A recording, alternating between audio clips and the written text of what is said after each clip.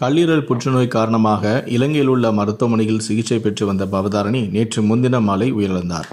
இலங்கையிலிருந்து விமானம் மூலமாக அவரது உடலானது நேற்று மதியம் சென்னைக்கு கொண்டுவரப்பட்ட நிலையில் தியாகராய நகரில் உள்ள இளையராஜாவின் இல்லத்தில் பொதுமக்கள் அஞ்சலிக்காக உடலானது வைக்கப்பட்டது.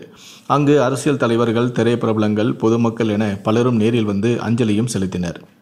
இதனைத் தொடர்ந்து இறுதி சடங்கிற்காக ஆம்புலன்ஸ் மூலம் இளையராஜாவின் சொந்த ஊரான தேனி மாவட்டம் பண்ணைபுரத்திற்கு கொண்டு செல்லப்பட்டது அவருடைய உடல். பண்ணைபுரத்திற்கு வந்த பவதாரணியின் உடலுக்கு அங்கிருக்கக்கூடிய ஊர் மக்கள் நேரில் வந்து அஞ்சலி செலுத்தி வந்தனர். பாடகி பவதாரணியின் இறுதி சடங்கில் பங்கேற்பதற்காக அவருடைய அண்ணன் தம்பியான யுவன் சங்கர் ராஜா, கார்த்திக் ராஜா மற்றும் குடும்பத்தினர் அனைவருமே மதுரை விமான நிலையத்துக்கு வந்தடைந்து அங்கிருந்து சாலை மார்க்கமாக காரில் புறப்பட்டு தேனிக்கு வந்தனர். அதனைத் தொடர்ந்து இளையராஜாவும் தனி விமானத்தில் மதுரை வந்து கார் மூலமாக அவர் தற்போது தேனியில் வந்து மகளின் இறுதி சடங்கில் கலந்து கொண்டிருந்தார்.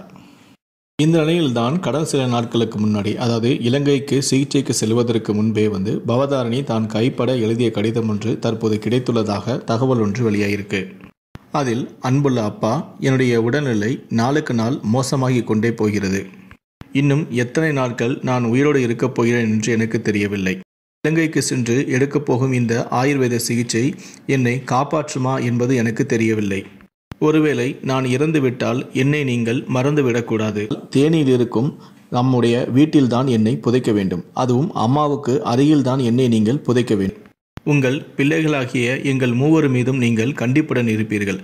ஆனால் என் மீது உங்களுக்கு தனிப்பட்ட பாசம் இருக்கிறது என்பது எனக்கு தெரியும். சிறு வயதிலேயே உங்களை பார்த்து பார்த்து எனக்கு இசை மீது ஆர்வம் வந்தது. முதலில் என்னை நீங்கள் பாடகி ஆக்கினீர்கள். நானே முயன்று இசையமைப்பாளராகவும் ஆகினேன். அதன் மூலம் எக்கச்சக்கமாக பணத்தையும் சம்பாதித்தேன். ஆனால் அந்த பணம் இப்போது என்னை காப்பாற்றுமா என்றால் அது இல்லை என்பதுதான் உண்மை.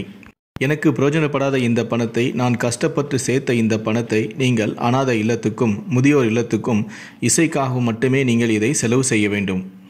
அப்போதுதான் என்னுடைய ஆன்மா சாந்தி அடையும். ஐ லவ் யூ அப்பா, தம்பி, அண்ணா என்று அதில் எழுதியிருக்கிறார்.